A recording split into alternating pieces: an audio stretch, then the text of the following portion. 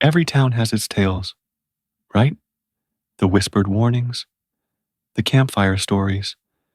But what if those innocent legends are actually hiding something far more sinister?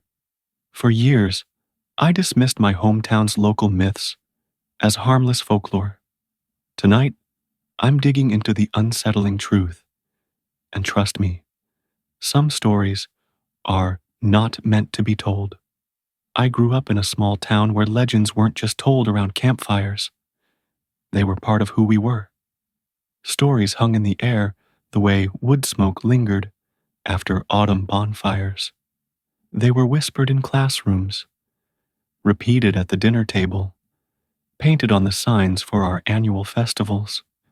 We thought of them as harmless quirks, the kind of folklore every town collects, our little piece of magic in an otherwise ordinary world. One of the biggest celebrations of the year was the Whispering Woods Festival. Picture it: lanterns strung between trees, kids running with faces sticky from candied apples, parents laughing with coffee in hand. The whole town came alive, honoring stories we never questioned. Back then, I thought the festival was about joy, about community. But looking back, I realize we were celebrating something else, something none of us fully understood. Because the legends we told weren't just stories, they were masks, and behind them was a truth no one wanted to face. When you grow up surrounded by legends, you don't question them, you accept them like the seasons. There was the story of the old mill's midnight whistle. Every night, if you listened closely, you could hear the distant sound of a train whistle echoing through the hills. Even though the tracks hadn't run through town for generations, parents told us it was the ghost of a lost train, eternally searching for its station. Then there was the Vanishing Road Man, the tale of a hitchhiker who appeared on the long, winding road near the mill. He'd ask for a ride, sit quietly in the back seat, and then vanish. Drivers swore they'd look in the rearview mirror, and he'd be gone, as if he had never been there. We wore those stories like badges of honor. They made us unique, gave us something to share when outsiders asked what made our town special.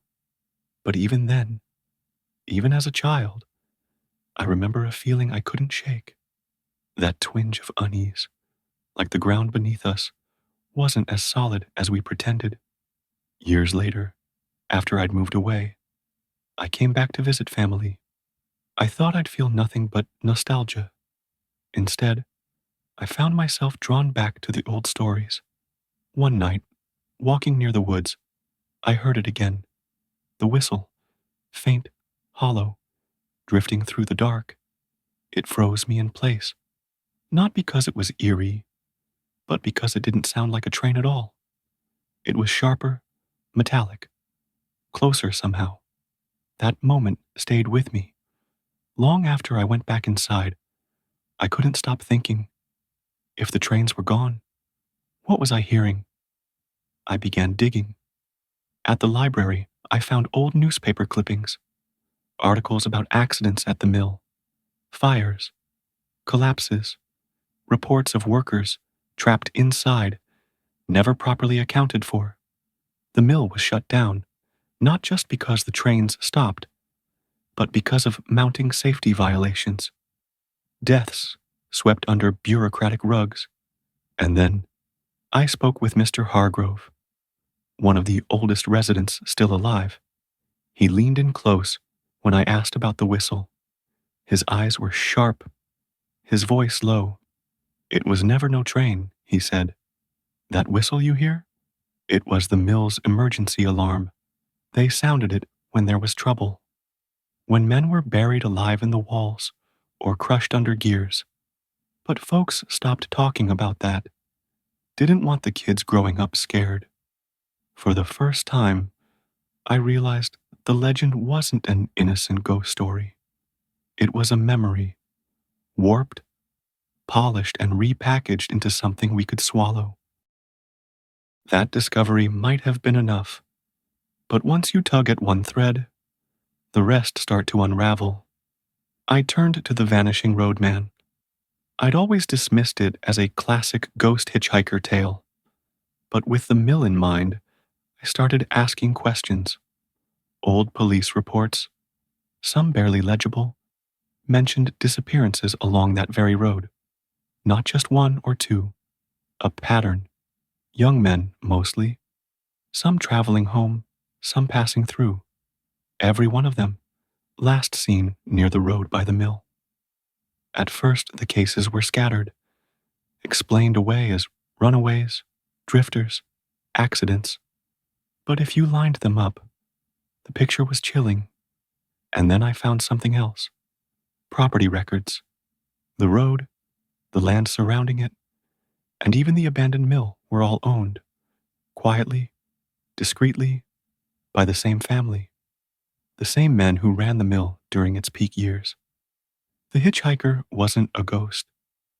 He was a shadow of the forgotten, a story we told to avoid admitting the truth. People disappeared here, and no one ever asked too hard why. The whistle, the hitchhiker.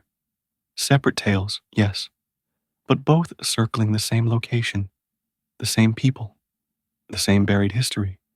It all came together, like a lock clicking open. The mill wasn't just a workplace, it was a trap. Workers died in accidents caused by negligence, and rather than risk scandal or lawsuits, the owners buried the truth, along with the men. The whistle was a signal, not to save lives, but to mark tragedy. The road nearby became just as dangerous. Outsiders, drifters, sometimes even locals. They went missing, and their cases vanished into filing cabinets marked unsolved. It was easier for the town to weave a ghost story than to admit there might have been foul play. And the Whispering Woods Festival, the celebration I loved as a child, it began as a memorial. The lanterns in the trees weren't just pretty lights. They were meant to honor the souls lost. But over time, the meaning faded.